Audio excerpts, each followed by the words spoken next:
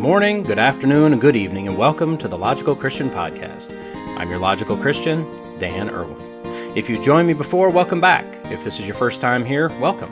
At the Logical Christian Podcast, we look at what's going on in the world of current events, politics, science, and whatever the mainstream media feels is important to tell us, but rather than just accepting their spin and swallowing their narrative, we look at it logically, and we look at it as Christians. Links can be found in the show notes if you want to follow along. So with that, let's go be logical Christians.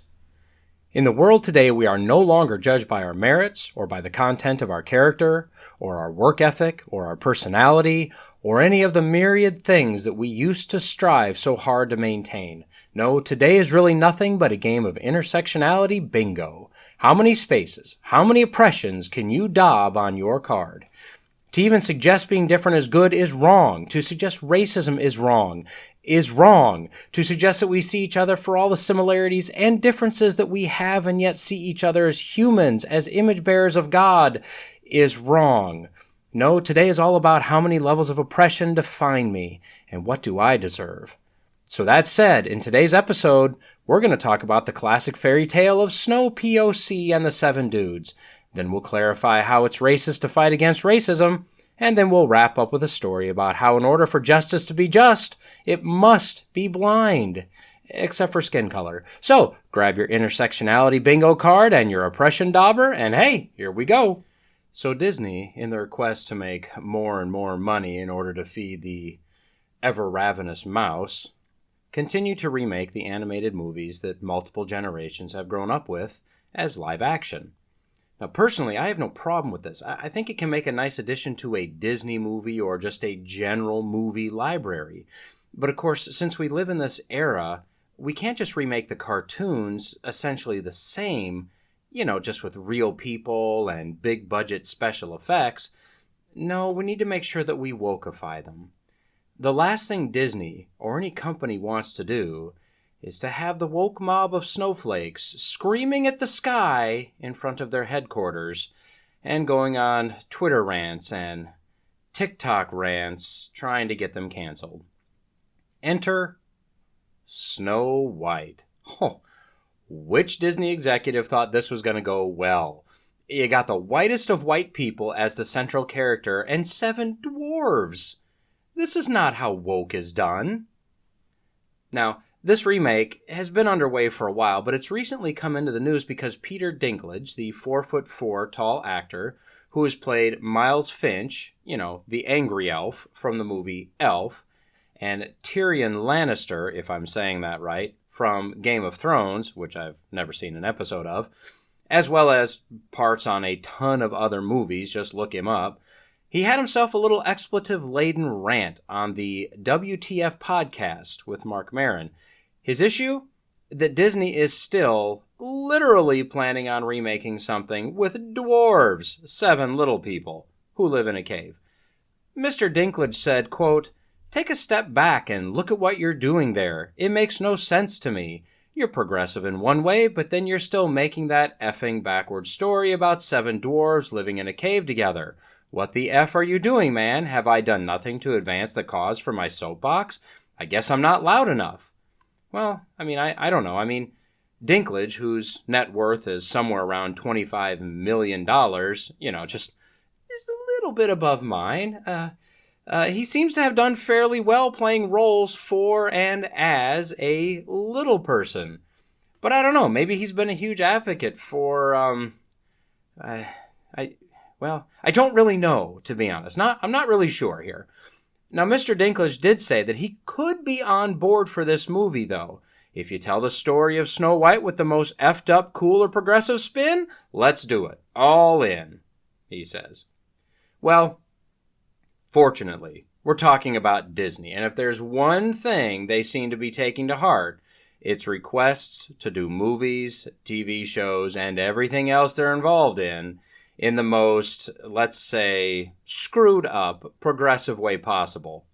Just look what they've done with Star Wars and the Marvel Cinematic Universe. They definitely have a woke, progressive agenda. So after this little rant, Disney responded and they said, quote, "To avoid reinforcing stereotypes from the original animated film, we are taking a different approach with these 7 characters and have been consulting with the members of the dwarfism community. We look forward to sharing more as the film heads into production after a lengthy development period. Good. Stereotypes. Bad, right? Dwarfism community. That's a thing, and that's good, right? Good, they're speaking with them. Well, okay, so we're going to talk about some of these stereotypes in just a minute. First, we do know who has been cast for Snow White. Rachel Zegler, I don't really know, a nearly 21-year-old Latina, Latinx, I don't really know, person of color for Snow White, who was named for the fact that her skin was white as snow. Now, I looked up Miss Ziegler.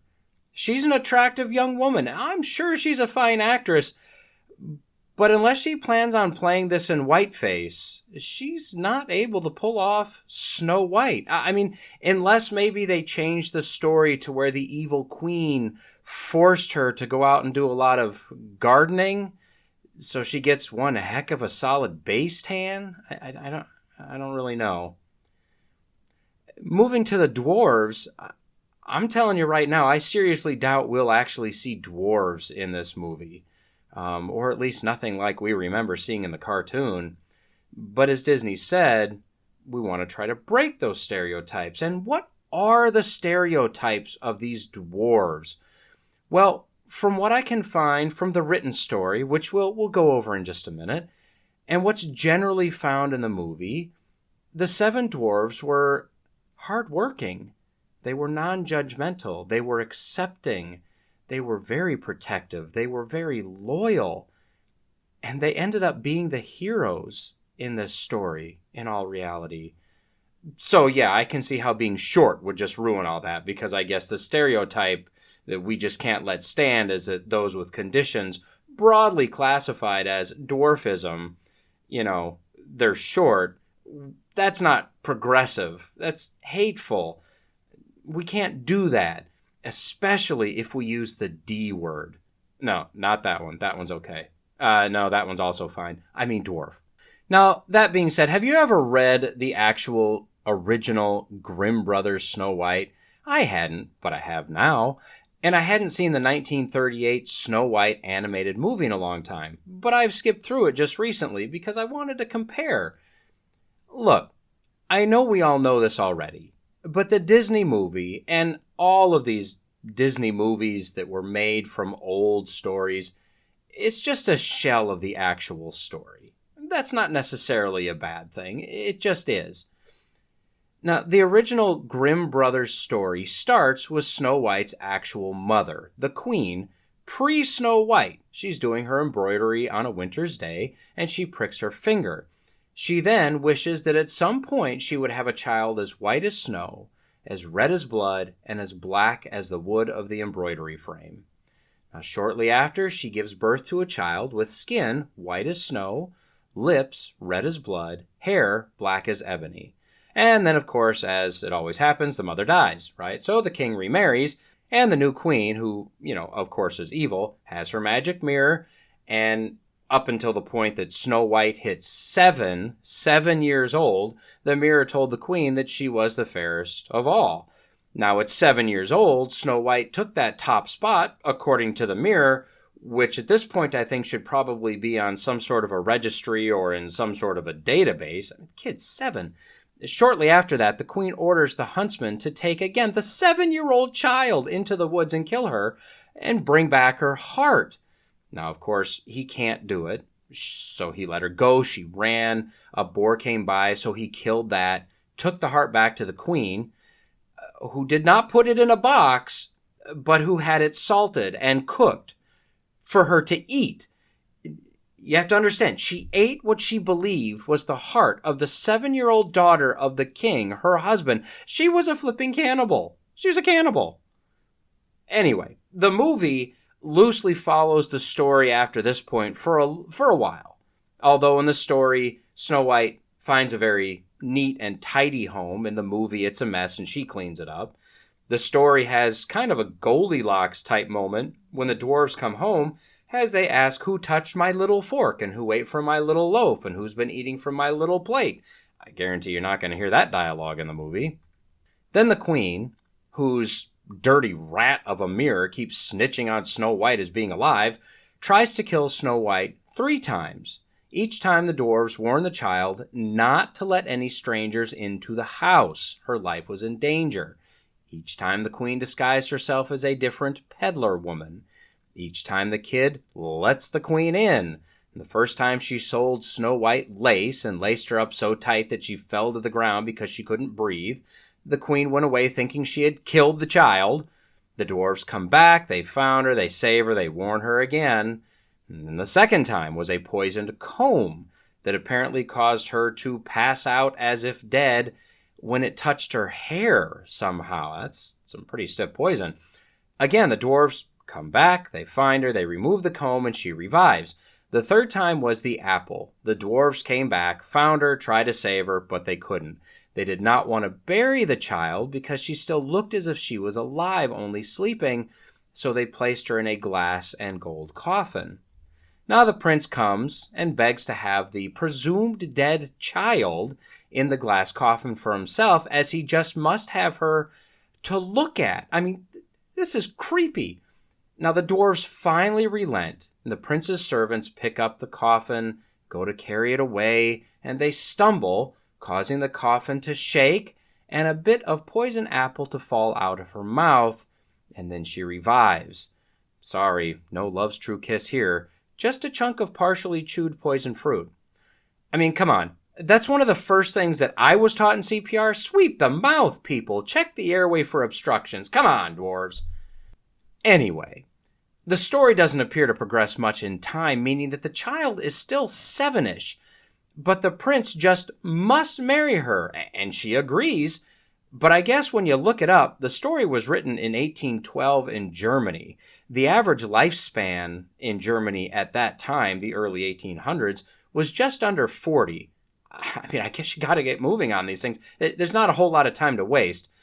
Still, though, feels wrong.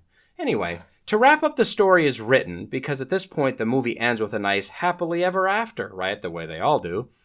The queen was invited to the wedding. The mirror tells her that the young bride is 1,000 times more fair than her, which made her very angry. Understatement. She went to the wedding because her rage and jealousy made it so that she just must see who it could be that is more fair than her, and when she gets there, she sees it's Snow White. And then she has red-hot iron shoes clamped to her feet that they had ready for her, and she's made to dance until she dies. The end. Whew, I mean, dang. These stories were brutal, right? So what do we learn from the movie? What eternal truths do we find? Now, I have really had to put some thought into this question, and to be honest, I don't know. I would say that in some cases we see compassion, right? The huntsman couldn't kill the child. The dwarves found someone different from them in their home, and Snow White found little men different than her, and neither one of them cared about that. They didn't care about the differences. They took care of each other. And then we learned that everything will work out in the end and life will be lived happily ever after. There's no resolution for the evil queen's hatred, the jealousy, or attempted murder. There's really no moral to the story that I could find. The prince really isn't a hero. He wanted to kiss a dead child in the movie. It's a little weird. Now, as I already stated, the dwarves are really the heroes of the story. Even in the movie, they are the most honorable of the entire cast of characters. In the written story, we actually get some additional morals to the story. We can more clearly see the results of jealousy and anger with real consequences for actions taken stemming from this blind hatred for people that are perceived as better than. We see in some sense the result of not listening to or obeying your parents or parental figures, as Snow White did not listen to the dwarves that were trying to care for and protect her. But in the written story, we see the dwarves again as the heroes.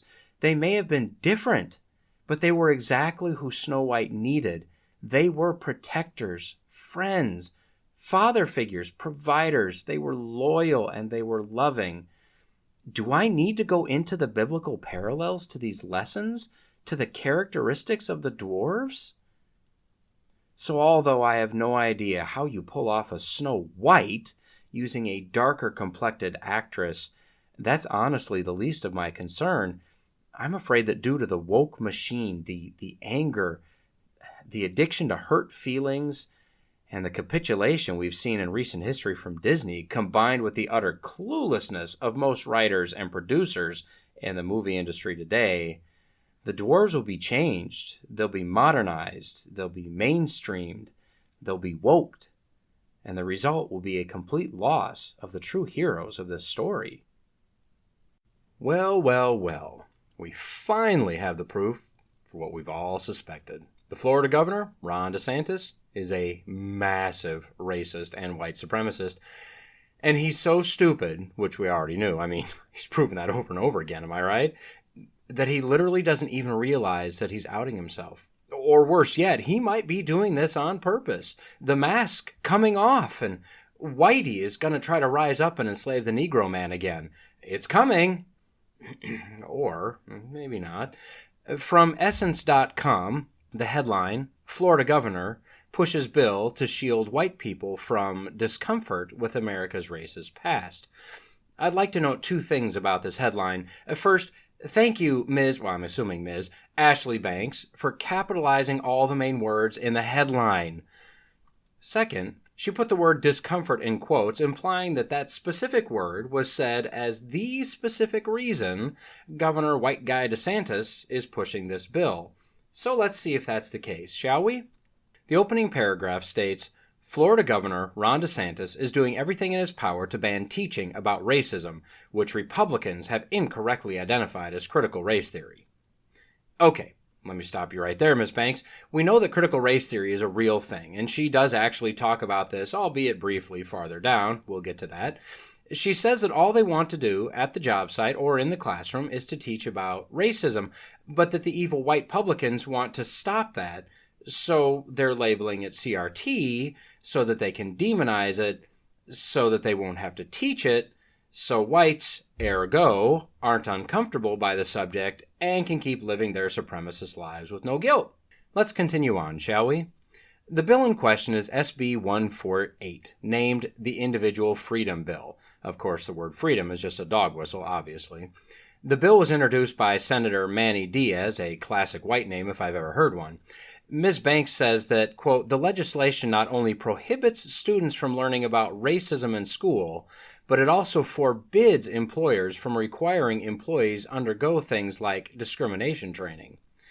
Now, as a past, current, and hopefully continuing future employee, not in Florida, but in global companies, I can say that every company I've worked for has taken their inclusivity or diversity or discrimination training and policies very, very seriously, and with good reason. When you enter the, shall we say, pagan workplace, you must understand that you're in the midst of the world. You will likely encounter a very diverse group of individuals, and personally, I believe that as a Christian, you should always be ready to give an answer, but your employer is not paying you to evangelize the workplace, and as Christians, we are to work for our employer as if we're working for God, amongst the diversity of the world. So you need to know your personal boundaries, what you can accept and what you can't, and understand that it's not your mission to force the workplace into reformation.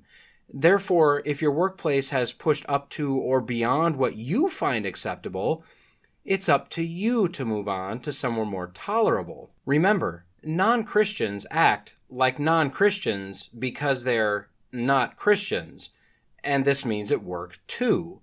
We should not expect them to act like Christians if they're not.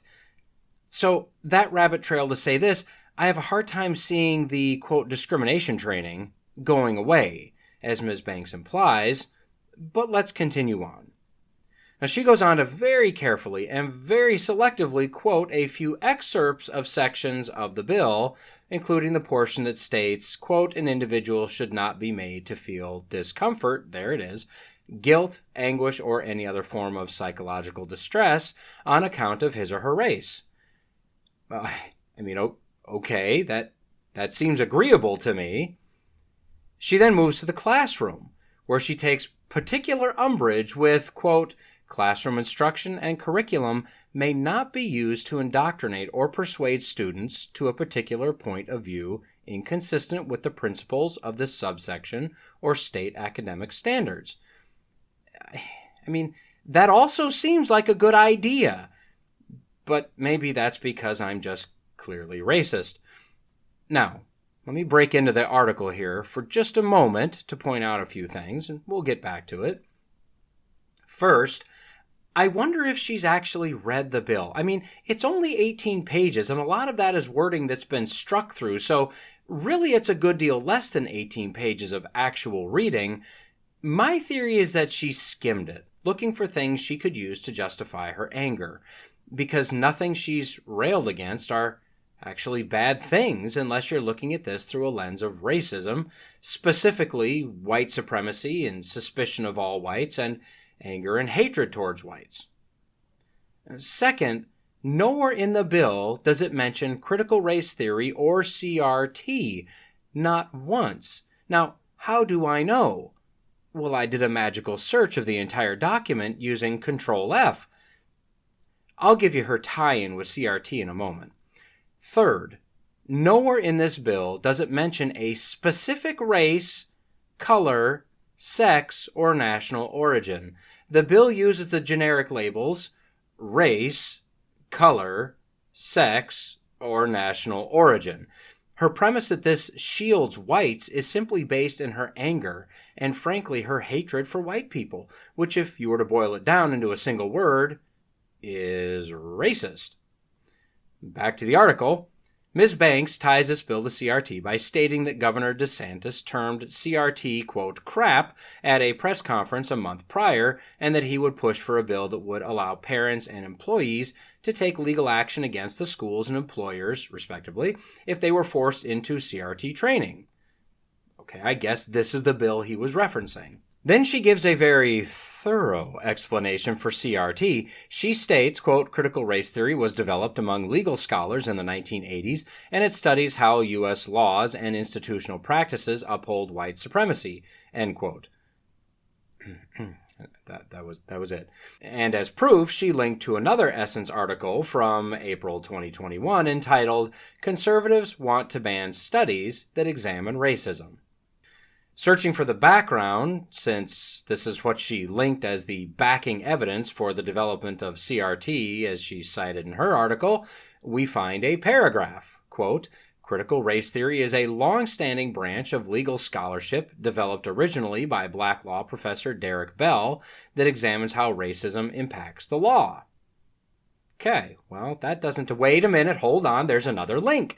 This one links to a book, Critical Race Theory, Past, Present, and Future, written in 1998.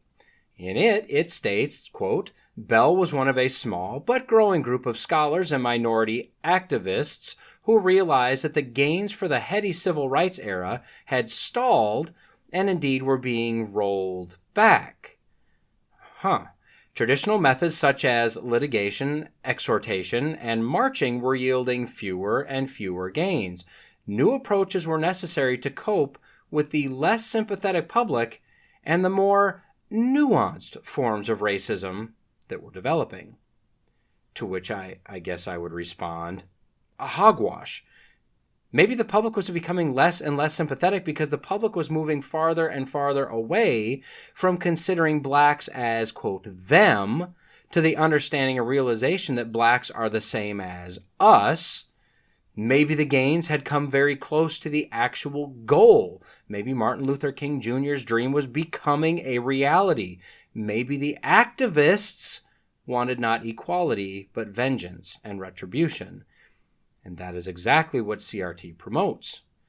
I would commend Vodi Baucham's latest book, Fault Lines, for an excellent explanation of what exactly critical theory, critical race theory, and social justice are, and the roots of these founded in Marxism. By the way, Vodi is a black man who has the background to speak very knowledgeably on the subject. He explains that in the book. But to boil down CRT, it's basically a religion that proclaims all white humans and Christians, regardless of color, they're basically lumped into this as well, that all of them are racist, have always been racist, will always be racist, and there's nothing that we can do to change it. There's nothing we can do to stop it, and we can't make it better. We can never fully atone for our white sins, but we should be forced to do whatever penance has been decided perpetually. Now, to me, and maybe this is just because I'm white, that seems racist. If I were to substitute black for white in that previous definition, I'm curious how well that dog would hunt. So, just for fun, let's see what this bill really says, shall we? And obviously, I'm not reading the entire bill. The link is in the notes. You can look it up if you'd like. I'm going to give a quick summary here. Regarding employers, they can't force anyone as a condition of employment or anything that goes with it, any training that pushes a one-side, discriminatory view based on race, color, sex, or national origin, which I'll call groups, in the following ways. They can't say that members of one group is morally superior to another group. They can't say that members of one group are racist just for being part of that group. That being a member of a group predetermines their morality or their privilege or oppressed status. That they say that individuals can't be disrespectful to others. Seems okay. They say that members of one group cannot be held responsible for the past actions of others that happen to be of that same group. They say that members of a group can't be treated adversely just to advance members of another group. And that members of a group can't be made to feel discomfort, guilt, anguish, etc. because they're a member of that group. And they can't teach that members of a group created merit, excellence, hard work, fairness, neutrality, objectivity, and racial colorblindness because of racism toward another group. This section is wrapped up by saying it's not actually prohibiting the discussion of these topics. It's simply making illegal the indoctrination by only teaching one side of a view as fact pertaining to these subjects. As for the schools, they list first what must be taught, reproductive health materials, which must be approved annually, and then the curriculum that they teach must be professionally done and historically accurate, and it must teach the following things: the Declaration of Independence, its history and content, the Constitution and the Bill of Rights, with the history and the content and the government structure, why the USA is a republic. They must teach flag education, the functions of a civil government, the factual history of the U.S. from the discovery, the wars, etc., through present day, including the civil rights movement to the present day, specifically called out. Must teach the history of the Holocaust, including an in-depth look at human behavior with regard to prejudice, racism, and stereotyping. They must teach African American history, including prior to slavery, enslavement, abolition, and their contributions to America. They must teach the effects of drugs and alcohol, to be kind to animals, the history of Florida, conservation of natural resources, health, nutrition, personal safety, internet safety, etc., and on it goes. Then they turn to what must not be taught. They cannot teach that people can be inherently racist, sexist, or oppressive because of their group. They can't teach that one race is superior to another, that discrimination based on race is okay, that meritocracy, such as hard work, is racist, that a member of a group is responsible for actions committed by another member of a group in the past, that a person should be made to feel discomfort, guilt, anguish, or any other form of psychological distress on account of his or her race. Once again, these topics can be discussed as long as it's not done as a one-sided indoctrination session. You can take it from there if you want. If you're curious of the specifics of the bill, the link is in the notes, like I said. But does any of this sound racist? I mean, literally, we could put any race or any other group or trait or ability or disability into these very specific with regard to instruction, generalized with regard to individuals' laws. I could easily use current data to show how whites are superior to blacks, and that would be just fine if Ms. Banks has her way. She's so caught up in her anger and agenda that she feels that this has nothing to do specifically with CRT. It has to do with the fact that we're all humans and all Americans. America doesn't have a perfect past, and it needs to be factually taught. In fact, I think that codifying the mandate to teach things like slavery and civil rights is silly, as we should teach our complete history by default, all of it, good and bad, as those that fail to learn from history are doomed to repeat it.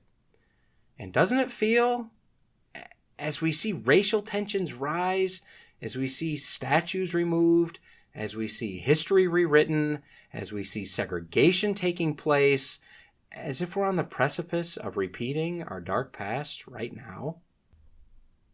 So, I have covered, and I will cover again, the fact that we're not races. We're one race, the human race. We're created in the image of God. It happened a short time ago, about 6,000 years or so. And we all came from Adam and Eve, funneled down to come from Noah's sons and their wives. I'm opting not to cover that again in this review. But maybe, just maybe, if we keep that in mind, maybe teach that in schools and progress from a thinking that originated from the mostly unscientific theory of evolution, maybe that would be better. Just saying. But the root cause of the problem, when you start asking why does the author think this way, and why do her reference sources think this way, and why did this happen, and on, you find the root. You find a disregard, a dismissal of God from our lives. We see this all the way back to Adam and Eve, believing that they can be his God. The Israelites over and over disregarded God, worshiping idols made by human hands, created in human minds, and then they fell into turmoil or enslavement, and they repented and prayed for rescue, and then they were rescued, and then they worshiped God, and then they enjoyed peace and maybe some prosperity, and then lather, rinse, repeat. We see the disregard for humanity by the Jewish nation and the Samaritans, technically brothers, but neither was of the correct stock, so hatred ruled. We see a division between Jews and Gentiles. And of course, as you move up through our more modern history, we see wars and genocides based on the perceived superiority of one culture over another, with the most off-sided example of Hitler and his views of other ethnicities as being at various evolutionary stages. Some percentage of Homo sapiens, some percentage of ape, Jews being almost purely ape, blacks being mostly ape, and so on. He had a chart. And what do we see being preached by the majority of the, quote, popular megachurch, quote, pastors? And what do we see being promoted by the most commonly known Christian television stations? And what do we see as the most popular Christian books? Topics like heaven tourism and prosperity and health and how God wants to give you everything you dreamed of if you only have enough faith, and rather than real teaching on sin and repentance and hell and Christ and salvation and heaven and laws and rules and sanctification and the gospel, we get self-help seminars sandwiched between rock concerts with apologies if more than 2 verses are read in a row, with 5 points to do this and 7 points to have a better that, or 10 ways to get your kids to be the other, or whatever.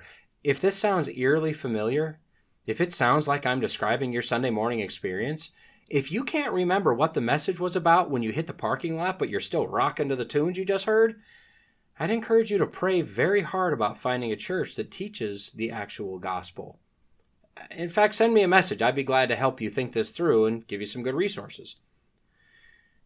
We are moving swiftly back to the segregation, the hatred, the belief that one color, one ethnicity is superior to another. And if we don't learn, we're only a few short steps away from enslavement of one people group by another people group. Once again, we can see the same pattern being played out in America that the Israelites thousands of years ago showed us coming true in our own time. A return to God, the real God, not the one preached by these charlatans, is the only way out. Basing our teaching on made-up history, lies, anger, while systematically eliminating our past, at the same time systematically removing God from public life, relegating him or imprisoning him behind the doors of the church, and removing the concept of true truth, will get us what we're getting. If we want to have any hope, we must move our lives, our society, from the sandy land to the rock. Personally, I'm an optimist, but a realist, and although I'd like to feel that we can get back to the true truth as a society, I believe that if we continue to tarry on this earth, things will become much worse before they become better. But my hope comes from the Lord, and He has provided me with the firm foundation that I can base my life on, even when the world around me is crumbling. Let me encourage you to come and join me. No doubt you have seen various statues of Lady Justice, a woman holding scales in one hand, a sword in the other, with a blindfold over her eyes. The blindfold, as you likely know, is there to represent the concept that justice is blind. There are laws, there are criminals, there are victims, and there are those who are innocent of what they've been accused. The justice system cares not for wealth or power, ethnicity or color, male or female, or any other characteristic of either party. The justice system cares only for justice according to the law. Found on MSN, but really everywhere, headline, Biden nominee would be first Muslim woman to serve as federal judge. Aha! This is definitely off to a great start. According to the article, 8 nominations were made to federally appointed judicial positions, but the most important one, apparently, is a name I'm going to butcher, Nusrat Jahan Choudhury.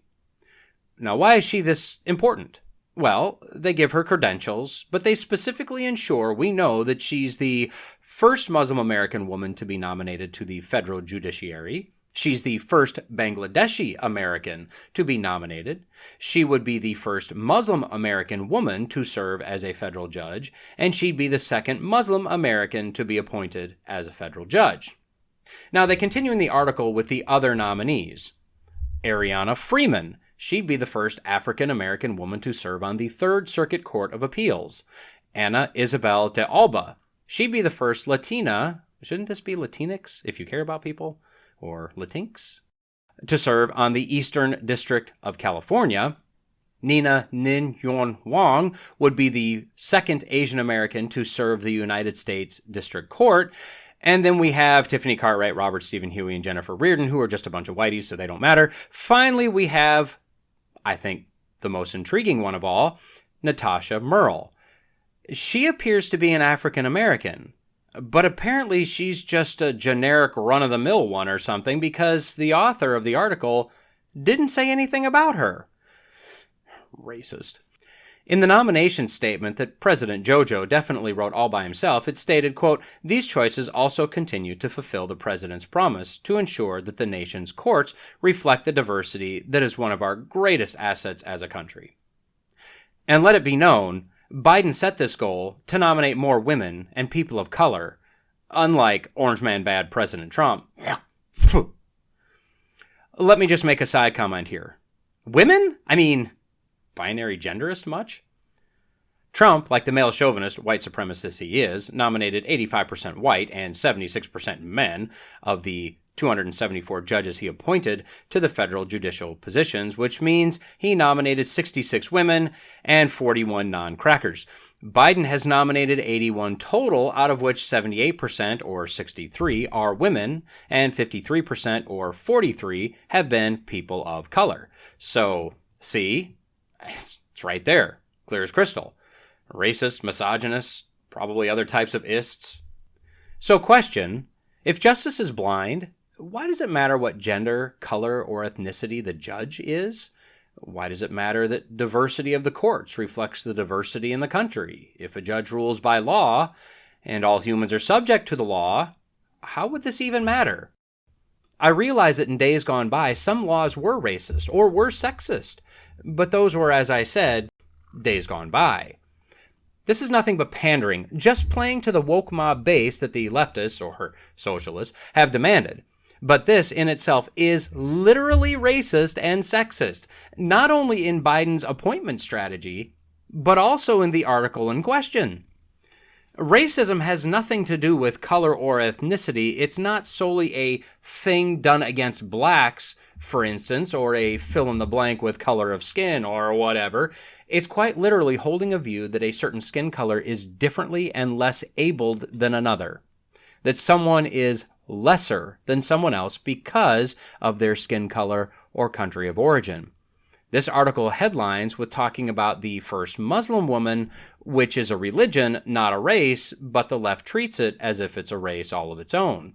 If it outlined Ms. Choudhury and stopped there, it would have been fine. But they didn't. They continued to name all of these firsts, giving them their due, and then it grouped all the white breads and one black woman, who's the one who should really be angry here, into a lump of also-rans at the end.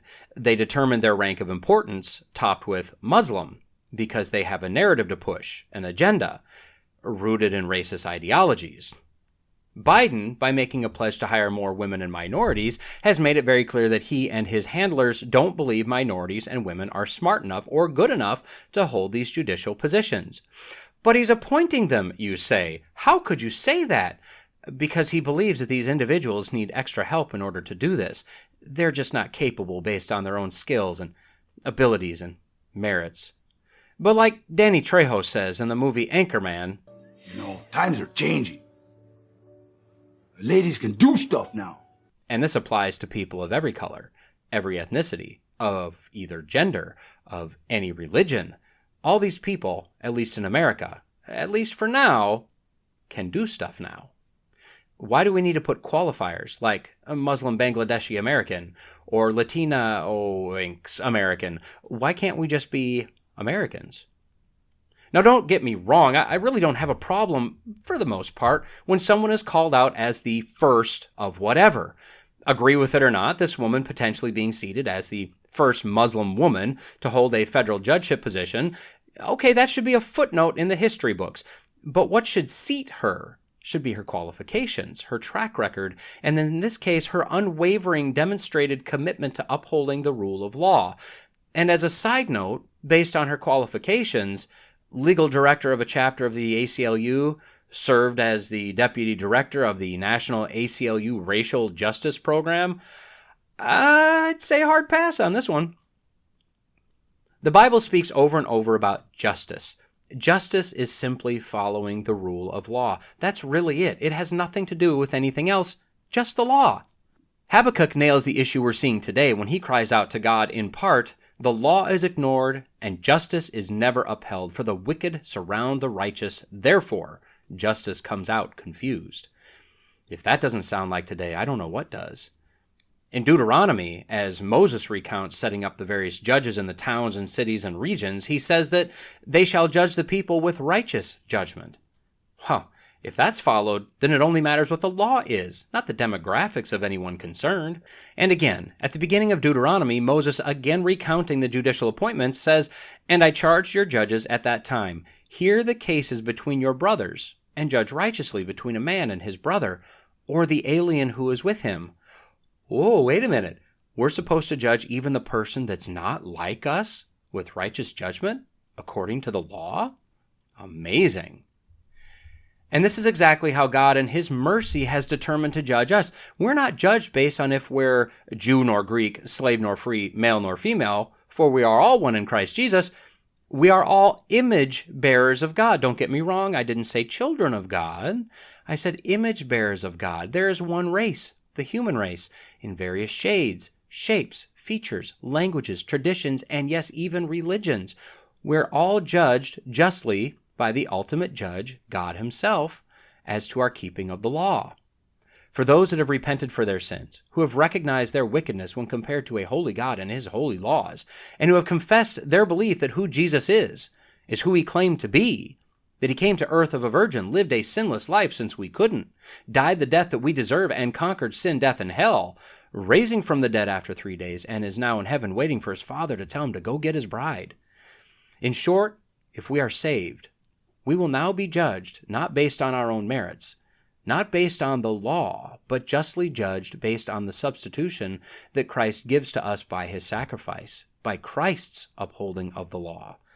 This is mercy, and this is still justice, and this is blind as to your demographic. For those of you who are not saved, you too will be judged, but since you have not repented and do not believe, then you will be judged based on your works, your keeping of the law. Revelation 20 shows this final process.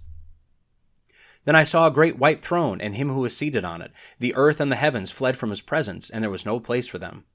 And I saw the dead, great and small, standing before the throne, and books were opened. Another book was opened, which is the book of life. The dead were judged according to what they had done as recorded in the books. The sea gave up the dead that were in it, and death and Hades gave up the dead that were in them, and each person was judged according to what they had done. Then death and Hades were thrown into the lake of fire. The lake of fire is the second death. Anyone whose name was not found written in the book of life was thrown into the lake of fire. See, if we don't have Christ as our substitute, if we're not written in the book of life, nothing we have done will ever be good enough to avoid an eternity in the lake of fire. The smallest breaking of God's laws is the breaking of a law of the most holy and most high judge, which is the ultimate offense we could commit, requiring the ultimate penalty that we cannot repay even in an eternity of punishment. This, as God is the lawmaker, the lawgiver, and the judge, is also justice. And this is also blind as to your demographic. As humans, we won't always get this process right, but using power as this president, and many presidents have done on either side of the aisle, to make appointments in a racist manner to enact racial justice, meaning to judge with race as one of the determining factors, is not merciful, is not just, and is not in following the edicts and examples set forth in the Bible. It is in fact sinful and racist to its very core. And with that, we've reached the end of this episode of the Logical Christian Podcast. If you've made it this far, the odds are you liked what you heard. I'd greatly appreciate a like, a comment, and a review if you're so inclined. As you likely already know, it all helps with the algorithms. Don't forget to subscribe so you can be notified whenever a new episode drops. And finally, if you found this podcast useful or entertaining, share it with your friends, your enemies, your in-laws, your outlaws. If you want to reach me, you can do so at lcpodcast@outlook.com, or increasingly, I'll be using @lcpodcast on Getter. Lawrence J. Peter said, "Against logic there is no armor like ignorance. But Jesus told us that if you abide in my word, you are truly my disciples, and you will know the truth, and the truth will set you free." So stay in the word, stay logical, stay faithful, and until next time, God bless.